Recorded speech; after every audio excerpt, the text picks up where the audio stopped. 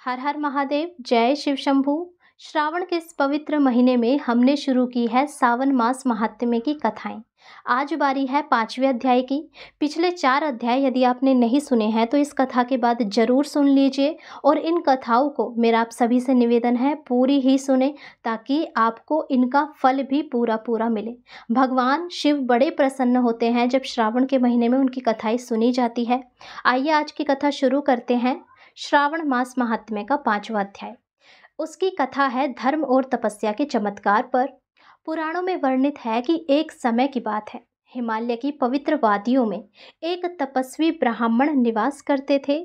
उनका नाम था देवदत्त। वे अत्यंत धार्मिक, संयमी और सच्चे शिव भक्त थे। देवदत्त जी ने संकल्प लिया कि श्रावण मास के पूरे महीने वे प्रतिदिन केवल एक बार भोजन करेंगे, वह भी बिना नमक और तेल के, और सारा समय भगवान शंकर के ध्यान और व्रत में लगाएंगे। उन्होंने श्रावण मास के प्रथम सोमवार से ही उपवास प्रारंभ किया और गंगा जल से स्नान कर शिवलिंग पर बेलपत्र, जल और दूध से अभिषेक करते हुए महादेव का जाप करने लगे। ओम नमः शिवाय, ओम नमः शिवाय। उनकी श्रद्धा और तपस्या देखकर आसपास के लोग भी प्रभावित होने लगे और वे भी इस व्रत को करने लगे।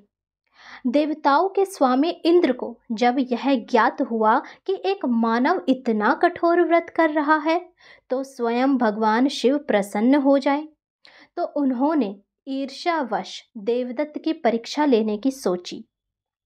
इंद्र ने अपनी माया से एक सुंदर अप्सरा को भेजा ताकि देवदत्त का ध्यान भंग कर सके। उस अप्सरा ने आकर मधुर संगीत और नृत्य से तपस्वी का मन विचलित करने का प्रयास किया, लेकिन देवदत्त की आंखें नहीं खुली। ध्यान था भोलेनाथ में और जाप था जारी, ओम नमः शिवाय, ओम नमः शिवाय। ना माया का असर हुआ, ना मोह का। अप्सरा लज्जित हो गई और स्वयं भगवान शिव के चरणों में जाकर इस तपस्वी की महिमा बताने लगी। तो अंततः भगवान शिव प्रसन्न हुए और उन्होंने देवदत्त के सामने प्रकट होकर कहा, वत्स, मैं तुम्हारी भक्ति और संयम से अत्यंत प्रसन्न हूँ। जो भी श्रावण मास में तुम्हारे समान व्रत करेगा, उपवास करेगा और सच्चे मन से मेरा स्मरण करेगा, मैं उसकी समस्त इच्छाएं पूर्ण करूँगा।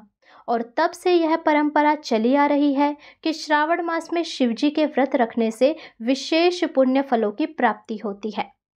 वैसे तो पूरे महीने नहीं रहता कि हर कोई व्रत कर पाए, क्योंकि कोई वृद्ध है, किसी को कोई शारीरिक पीड़ा है, किसी को कोई और समस्या है, या किसी से भूख बर्दाश्त नहीं होती। तो मेरा आप सभी से अनुरोध है, यदि पूरे श्रावण मास नहीं तो केवल सावन के सिर्फ सोमवार को अवश्य उपवास रखने की कोशिश करें और जितना हो सके भगवान की कथाएं सुने, उनका नाम जप करें और अपने घर के आसपास वाले मंदिर में जाकर 1 लोटा जल अवश्य चढ़ाएं।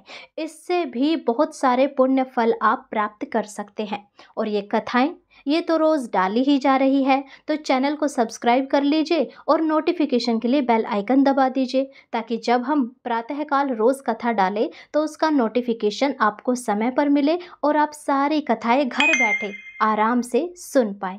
यदि आपको ये कथा अच्छी लगी हो तो हमारे चैनल को सब्सक्राइब करें, वीडियो को लाइक करें और जितना हो सके अपने बंधु बांधवों के साथ इस वीडियो को शेयर करें, ताकि वे सब भी श्रावण के इस पवित्र महीने में इन अमृत कथाओं को सुनकर अपना जीवन सफल बना पाए। तो आइए जुड़ जाइए हमारे साथ इस शिव भक्ति की राह में। हरे कृष्णा, राधे राधे, हर हर महादेव।